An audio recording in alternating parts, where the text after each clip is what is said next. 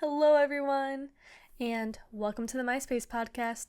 I'm your host, Miley, and today I have a really bad headache. I do have a bad headache, though, but I'm filming this video. Anyways. And also the lighting's kind of bad because it's night, but who cares? Anyways, today I will be reviewing the book Heirs of Secrets by Berlyn Heirs. This is book number 1 of the Heirs of Secrets series. Yes.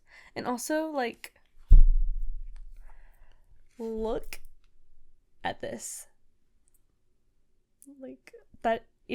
I love this cover so much. Such a pretty cover. I love it. So yes. Anyways, I'm gonna hope that this headache doesn't. Anyways, let's get into it, shall we? Look at that. The headache's already starting to go away. I love that. Cool. Okay. Well, I keep saying okay, I keep blah blah blah blah blah. Anyways, rating. I give this book an 8.5 out of 10. Loved it. The book had me so captivated that there were times when I would actually I wouldn't notice things were happening. I figure out that things are gonna happen at the end, but this time it took me longer. That's just because I was so captivated by it. I don't know. I missed things I should have noticed. I noticed things, just not. And I said things were gonna happen. In a way I was right, but in a way I also wasn't right. So yeah. But I really liked the book. The reason why it's not a 10 out of 10 is because there were some words. It's usually the names of things, because it's a whole fantasy book. It dealt with the culture of one of the kingdoms, and I didn't know what they meant. It took a while to get to what it was. And I was like, this isn't easy for me because I don't know what these words mean. And then it took a while, and then I'm still confused, but I figured it out. And I wrote it all down, so we can talk about it later. Not all of it, but I wrote some of it down. And yeah, so explaining things could have come a little earlier. It came around 35% of the way through the book, and it's about 400 pages, I think. So it's kind of hard to understand what I was reading, but it's okay. I figured it out. Kind of. POV. First person, it switches between Casimir's and Natalia's POV. So it's like every other chapter, basically. Genre now. Fantasy. Enemies to lovers. This time it's enemies to lovers. Romance. And it is young adult. Cool. To the plot/storyline. So Natalia is the princess of Ossunday, and she's immortal. Casimir is the crown prince of Cressier. I may be butchering that, but it's okay. Cressierians are not mortals. They have powers. Well, in this book, they call them prodigies.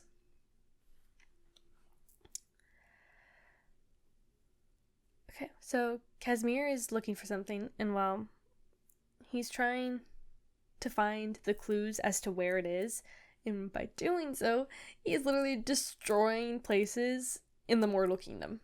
So that's great. And it's not really good for relationships between them and the mortals.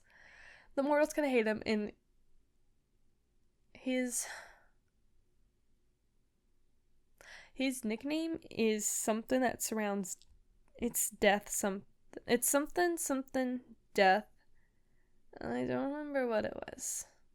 I should have wrote it down, but it's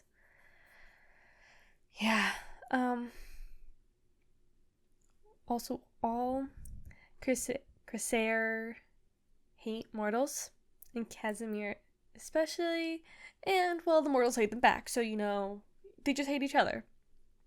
Natalia's father, he's the king of Ossunday, And he is about ready to declare war on Cressier.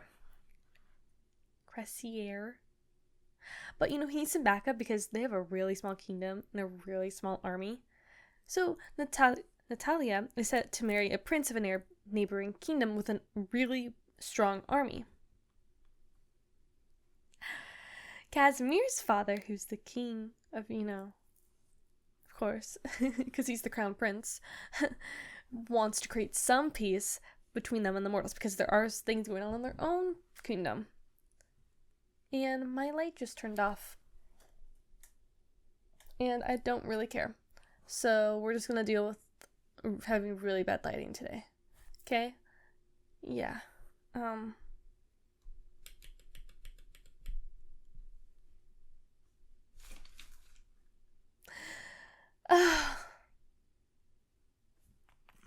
Hold up.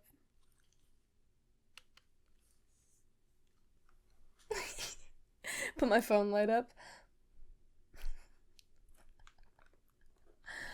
So anyways, Casimir's father wants to create some peace between them and the mortals, and thus he comes up with this peace treaty. Now this peace treaty is where Natalia and Casimir are forced into an engagement. Yeah, and they hate each other. So, ain't that great? Also, so both of them were already, set to marry another person, too, so things have changed.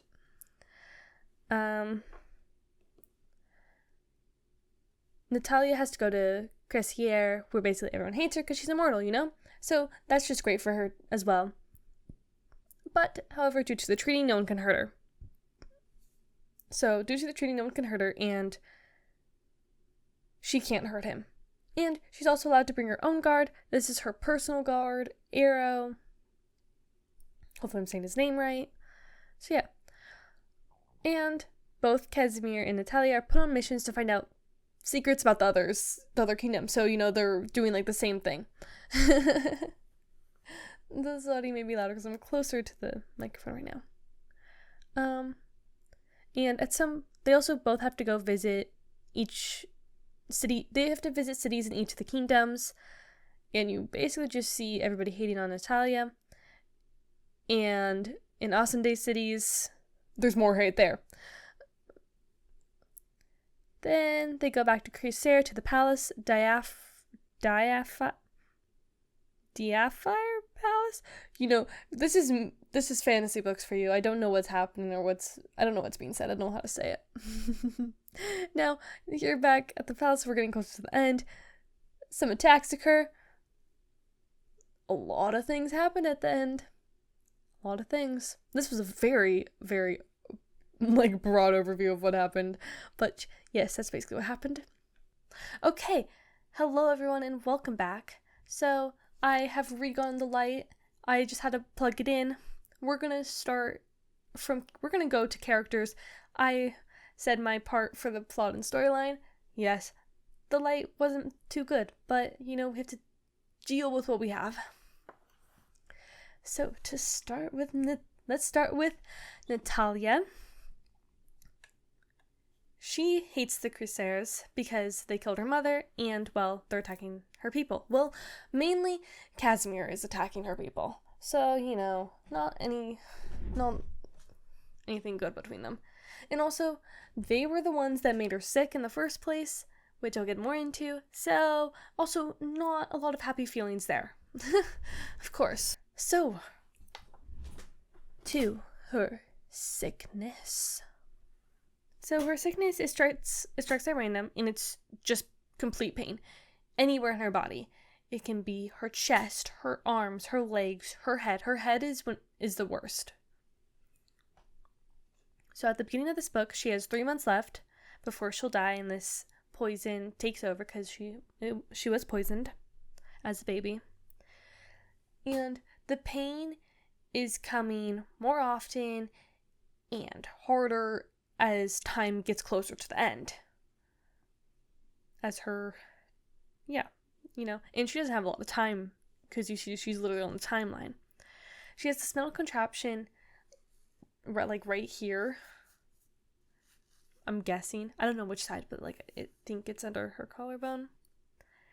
That is keeping the poison from killing her and prolonging her life, I believe, from what I can understand. And she has these stones that can keep the pain at bay when it comes around. So like it just relieves the pain. It doesn't like stop it, but it relieves it. And well, they're being less and less helpful as time also goes on. Natalia was also never allowed outside of her castle, so she has never before seen her kingdom, which is honestly really sad. Like, wow. And her father, the reason is that they can't allow anybody to get her, and it's because her mother, was killed by the Cressair. So, by the Cressairs. Oh my gosh, I keep hitting this. So, he doesn't want her to get captured.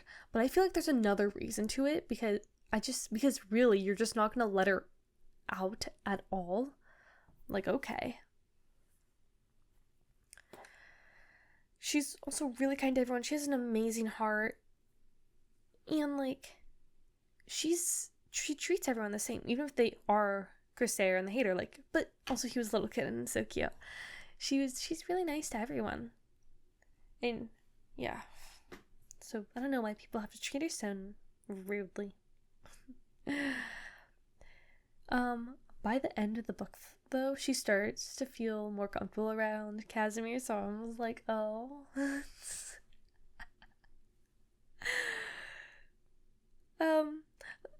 Something that she shares with Casimir is that they're both afraid of other people seeing them as weak.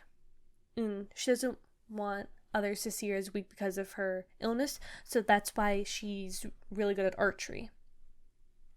Which is honestly kind of cool. Like, I wish I was good at archery. I'm not. Casimir. So he's also afraid of people seeing him as weak. So yeah. He hates the Austendays because they killed some of their people, some of their higher-ups, and have kidnapped another. That's who he's trying to look for. And he just hates mortals. And yeah, he thinks they're all really bad and vile and evil. And he has a hard time getting over that. But he starts to realize that she's not like all these other mortals that he's met. He has anger issues, which comes with his power in who he is, like what house he's from. They all have anger issues. So, yeah. And her touch calms his prodigy, which is his power when I say it. It's so weird. I'm not used to saying that.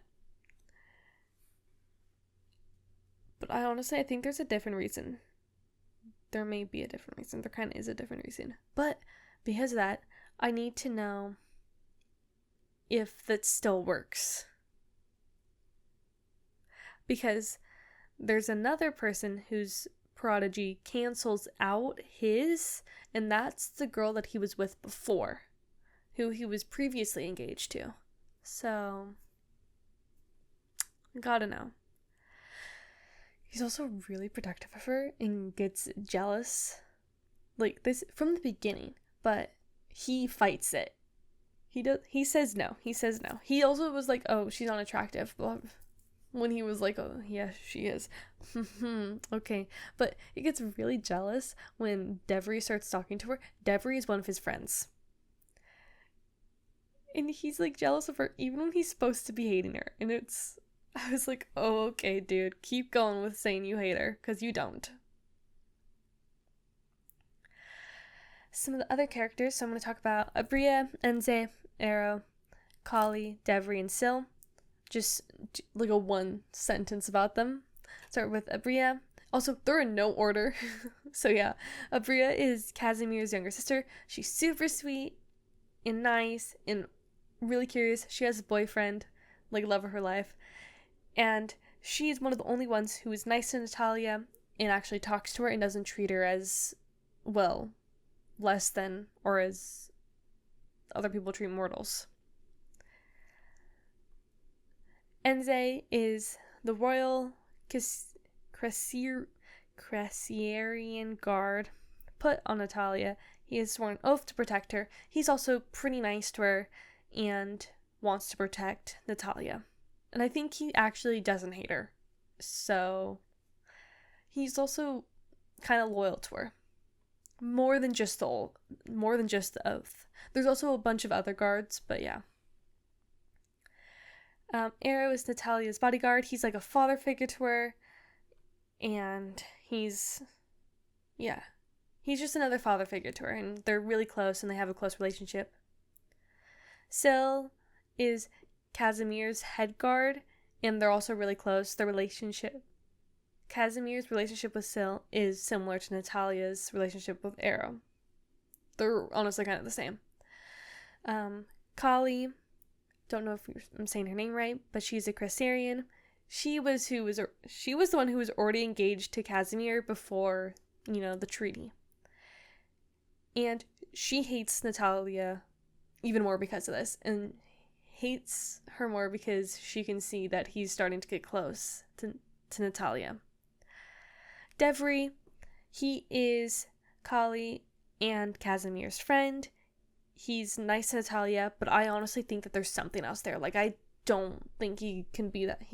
I don't think he's being that nice on purpose. I think he's doing it on purpose. Like, it's something. He wants something or something. I don't know. I don't trust him. Maybe I should, but, like, something's off. He can also manipulate people's emotions, so he can feel what people are feeling.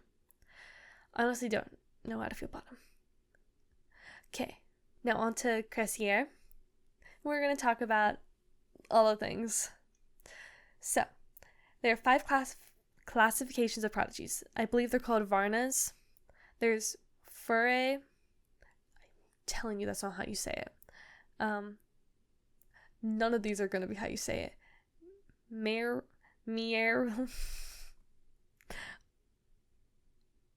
I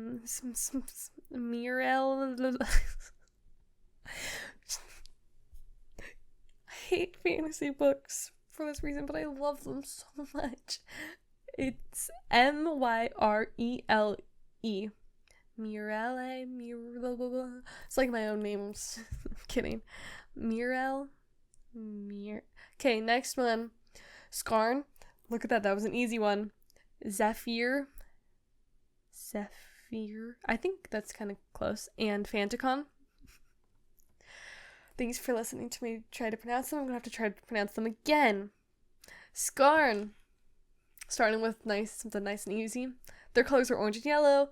They have healing capabilities. Zephyr. They're green and sky blue. Those are their colors. And they manipulate the wind. Fanticons. They're dark blue and white. They are illusionist. And Muriel are red and silver. And their prodigy is telekinesis. Furry. Oh, I just said furry, I feel like. Furry. Their colors are black and purple, and their prodigy are energy blasts. So each one has 2 colors because those are the only colors that your people can wear.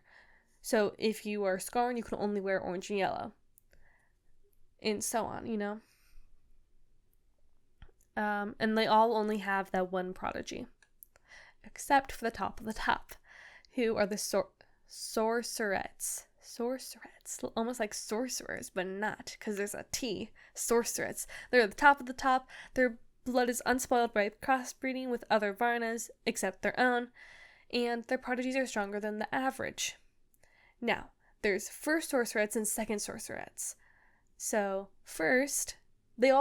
both first and second, they all have a second prodigy. So that's why Devry has, his second prodigy is the emotion manipulation. And Casimir's, I believe, is lightning, but I could be wrong. And they all the top of the top are also the people that come together and they have meetings with the king and the queen, and it's like a Pentagon guild thing or something, which I thought was really like close to like, the Pentagon. Spoilers now. I'm gonna start off with the assassins because there's this whole group. They're not really assassins, but that's really the only name I have for them. So they're going against the crown. They're going against all the Cressier. They're also Cressier themselves, so basically they're traitors.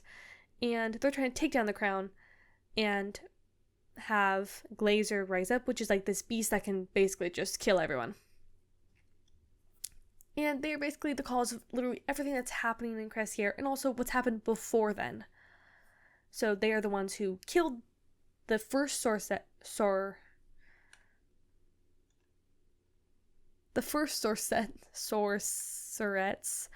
of Muriel house. So they were the ones that killed them.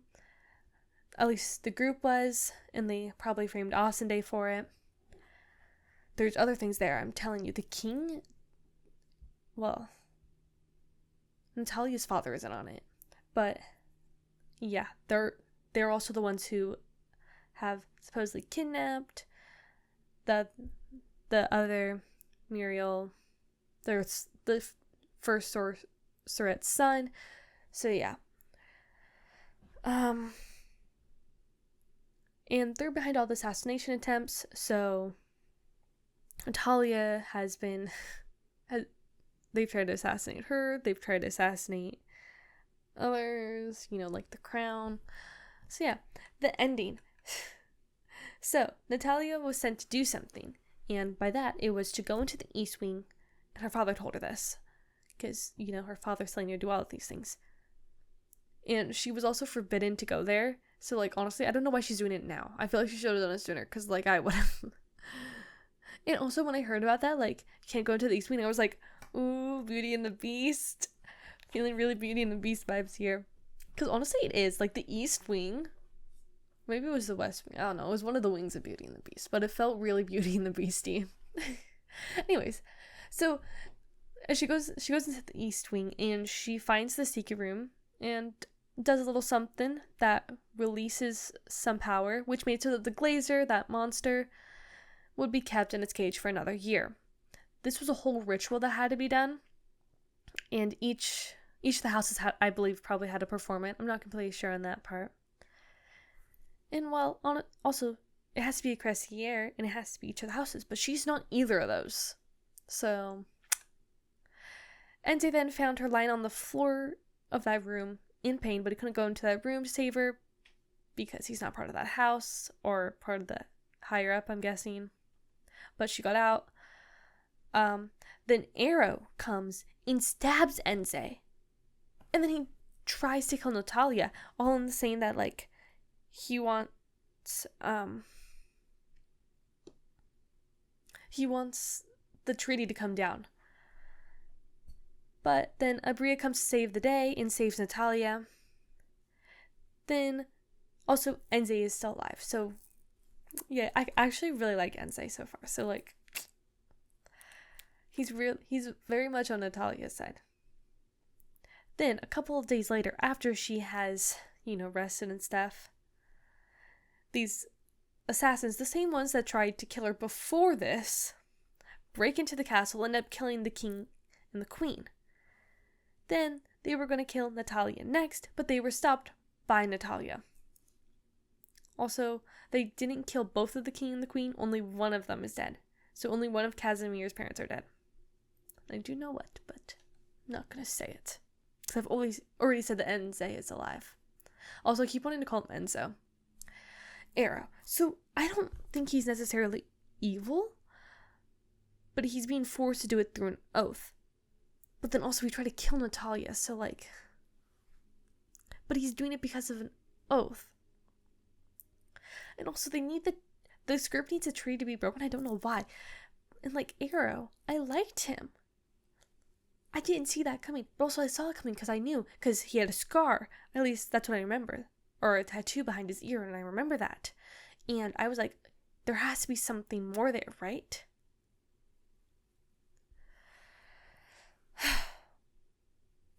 I don't know. But I was right, there was something more, because Natalia now. This is the ending bunch.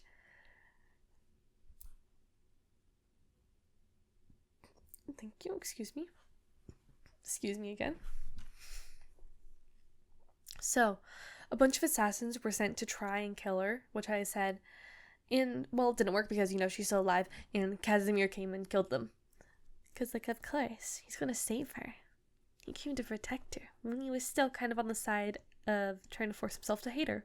But then after this is kind of when he had the change. You could tell he'd already had that change of heart, but, now we really see it in action. Because, he was angry. He was so angry.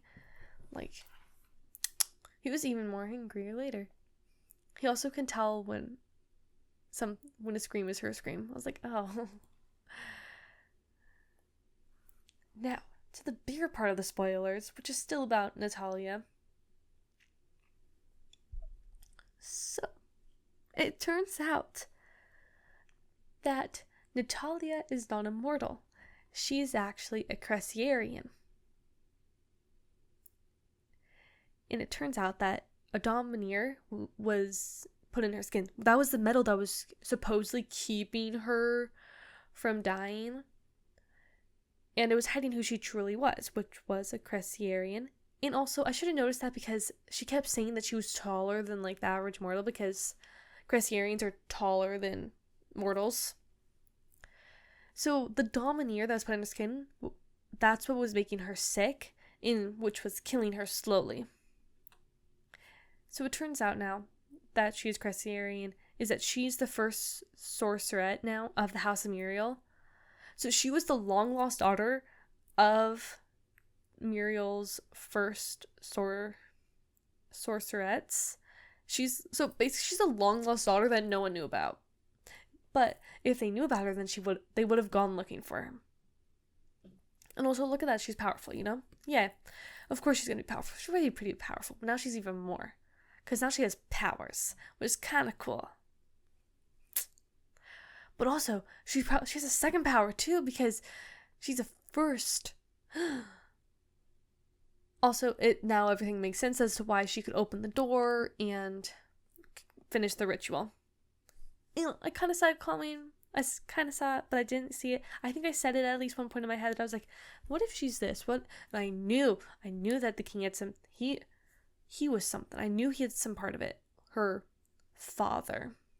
But also, what's also confusing me is that I think that the House of Muriel, supposedly who her biological parents are, I think they had red hair, if I'm correct on this. I'm not sure, because I'm guessing. Kind of. But she has blonde hair, so I'm so confused. But maybe I'm wrong.